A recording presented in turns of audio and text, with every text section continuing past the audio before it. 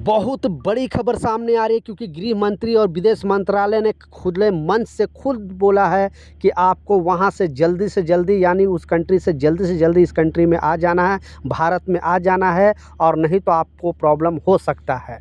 3 important update है, तीनों update के ऊपर आपसे बात करने वाला हूं। 2-3 मिनट का वीडियो है, लास्ट तक ज़रूर देखना ताकि आपको पूरी जानकारी मिले। तो चलिए स्टार्ट करता हूं, बताता हूं अपडेट के बारे में।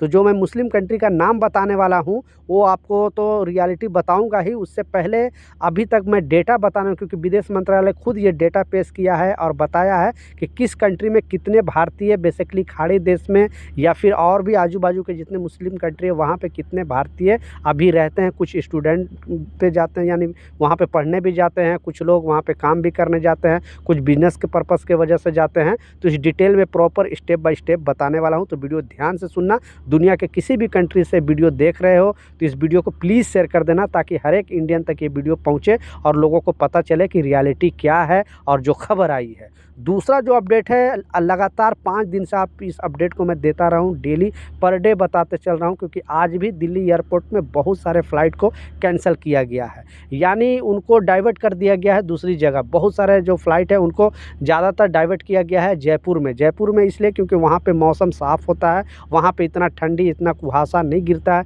क्योंकि दिल्ली में आने वाले अदर कंट्री से फ़्लाइट जो है वहाँ पे लैंड ही नहीं कर पा रही है। क्यों? उनको जो रनवे पर है लाइट नहीं दिख रहा है। अब इस प्रॉब्लम के सलूशन के लिए एयरपोर्ट अथॉरिटी ने ये इसे अपडेट करने वाली है, लेकिन उससे टाइम लगेगा क्योंकि रेजर लाइट जो है अब लगाने वाली है, यानी दूर से भी वो रनवे का लाइट अब दिख सकता है पायलट को और अच्छे तरीके से वो लैंडिंग करा सकती है। लेकिन अभी प्रेजेंट टाइम में जो चल रहा है वहाँ पे अभी बहुत सारे फ़्लाइट कैंसिल कर दिए गए हैं, बहुत सारे फ़्लाइट डिले चल रहे हैं। तो प्लीज़ अपडेटेड रहें। आप दिल्ली एयरपोर्ट में अगर आ रहे हो या फिर दिल्ली एयरपोर्ट से कहीं जा रहे हो, अपडेटेड रहोगे आपके लिए सही रहेगा। नहीं तो एयरपोर्ट पे जाने के बाद पता चलेगा कि आप प्रॉब्लम में फंस गए, वहाँ पे आपको टाइम ही नहीं निकल रहा है और मतलब बहुत परेशान हो जाओगे, क्योंकि आप अपने फैमिली को भी लिए भी बुलाते हो यहाँ पे रिसीव करने के लिए। अब आप यहाँ रिसीव के लिए बुलाए हो फैमिली को, फिर पता चलता है कि अचानक आपका फ़्लाइट जयपुर में डाइवर्ट कर दिया गया। अब आपकी फैमिली वहाँ कैसे जाएगी? उनको जाना पड़ेगा वापस और फिर आपको वहाँ जयपुर से किसी न किसी तरह अपने घर पे आना पड़ सकता है।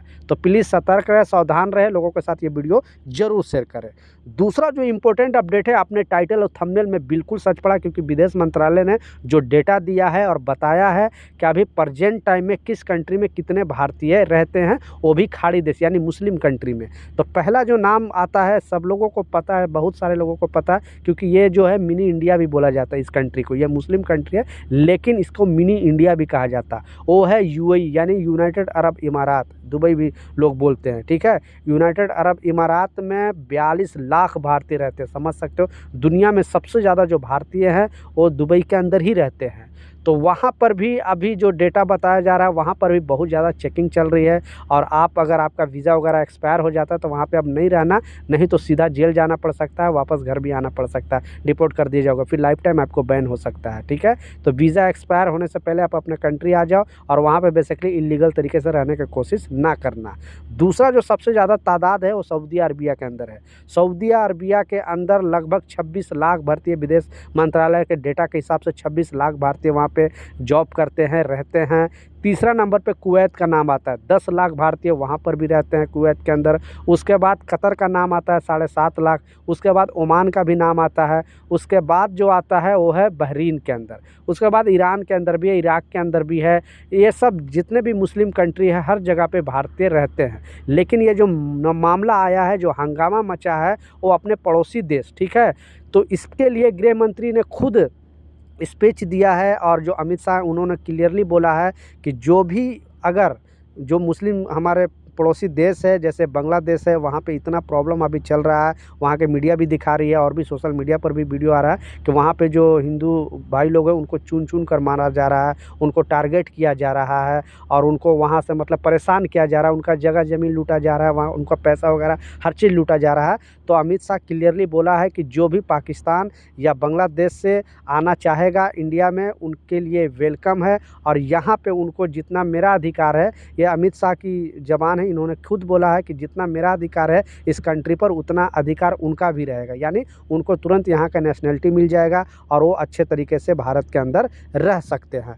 तो आप क्या सोचते हो नीचे कमेंट सेक्शन में ज़रूर बताना, क्योंकि एक दो नहीं और जितने हिंदू भाई जो वहाँ पे जॉब करने, बहुत सारे ऐसे भी हैं जो जॉब करने के लिए भी जाते हैं अपने, जैसे बिहार से सटा हुआ बांग्लादेश है और भी आजू बाजू नेपाल भी सटा हुआ है, तो उस रास्ते से कुछ नेपाल में भी रहते हैं, कुछ बांग्लादेश में भी रहते हैं। तो लोगों को वार्निंग दिया है और ऐसे 5 लाख, एक डेटा के हिसाब से बताया कि 5 लाख भारतीय वहाँ पे रहते हैं बांग्लादेश के अंदर, उनको जल्दी से जल्दी अपने कंट्री में वापस आने को बताया, क्योंकि चुन चुन के वहाँ पे जो है टारगेट किया जा रहा है। और जो भारत सरकार ने ये एक्सेप्ट किया है कि वहाँ पाकिस्तान हो या फिर बांग्लादेश से कोई भी अगर हिंदू भाई यहाँ पे आता है तो उनको वेलकम है और यहाँ की नागरिकता उसको मिलेगी और उसको अच्छा सम्मान भी मिलेगा। तो आप अपना राय नीचे कमेंट सेक्शन में ज़रूर बताना कि जो भारत सरकार कर रही है, क्योंकि यहाँ पर भी अभी बहुत ज़्यादा हंगामा हो रहा है यहाँ पर भी। क्योंकि पहले क्या होता था कि एक देश में अगर कोई प्रॉब्लम होता था तो उतना फैलता नहीं था, लेकिन अभी सोशल मीडिया का ज़माना है, एक देश में अगर थोड़ा प्रॉब्लम होता है तो पूरे दुनिया में फैल जाता है। इसका इम्पैक्ट सारे कंट्री पर पड़ता है, क्योंकि हर जगह पे उसका जो भी चाहने वाले हैं, उनको जो भी मानने वाले हैं, उनका विरोध प्रदर्शन होता है। तो भारत में भी इस तरह का चीज़ हो रहा है और जो भारत सरकार चाहती है कि वहाँ पे जो भी सताए जा रहे हैं उनको जल्दी से जल्दी यहाँ पर लेकर आया जाए और यहाँ की नागरिकता दिया जाए। तो प्लीज़ अपना राय नीचे कमेंट सेक्शन में ज़रूर बताना। तो ये कुछ अपडेट था, कुछ जानकारी था, मैं सोचा आप लोग के साथ शेयर करूँ। कुछ सवाल है, कुछ कन्फ्यूजन है, नीचे कमेंट सेक्शन में ज़रूर लिखें, मैं ज़रूर आपको रिप्लाई करूँगा। मिलता हूँ नए अपडेट के साथ, नई जानकारी के साथ। जब तक जय हिंद।